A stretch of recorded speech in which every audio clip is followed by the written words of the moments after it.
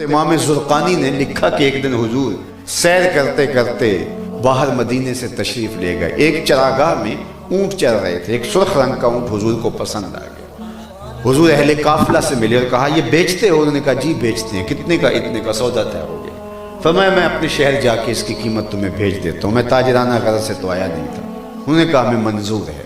حضور اونٹ لے کے چل دیے اور وہ حضور کو دیکھتے رہے. جب نظروں سے اوجھل ہو گئے تو دل پہ ہاتھ رکھ کے کھڑے ہو گئے. تھوڑی دیر بعد سکتے سے باہر آئے اور ایک دوسرے سے پوچھنے لگے یار یہ جو شخص اونٹ لے گیا اس کو کوئی جانتا ہے؟ انہوں نے کہا ہم تو نہیں جانتے. کہا اچھا کوئی پتہ پوچھا ہو؟ انہوں نے کہا بس ہم نے تو کوئی پتہ نہیں پوچھا. کہا قیمتی اونٹ دے دیا اور پتہ بھی نہیں پوچھا.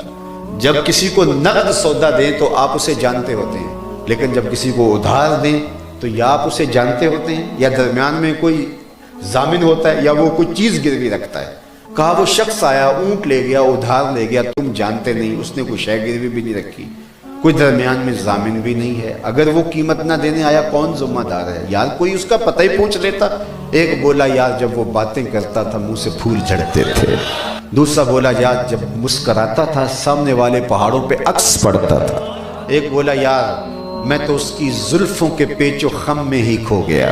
ایک بولا میں تو اس کی آنکھیں ہی دیکھتا رہ گیا. انہوں نے کہا جو بھی ہوا تم اس کے حسن میں کھو گئے اور وہ اپنے حسن کا جادو جگا کے قیمتی اونٹ ہتھیا کے تم سے لے گیا. امام زرقانی نے لکھا کہ جب انہوں نے کہا کہ وہ قیمتی اونٹ ہتھیا کے لے گیا تو اب تک خاموش بیٹھی قافلے کے سردار کی بیوی نے خیمے کا پردہ سرکایا اور ان سے مخاطبت کرتے ہوئے کہا خبردار اس کے خلاف کوئی بات کی, اگر وہ قیمت نہ دینے آیا تو میں ضامن ہوں, مجھ سے قیمت لے لینا.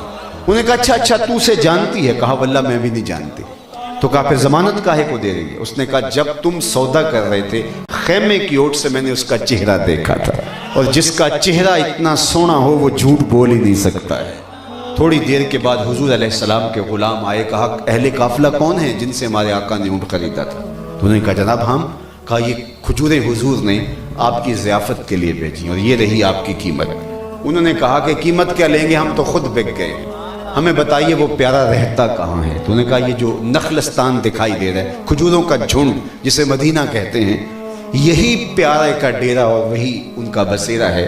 امام زرقانی نے لکھا ہے کہ اس قبیلے کے سردار کا نام طارق تھا, اس وجہ سے اس کو وفد طارق کہا جاتا ہے.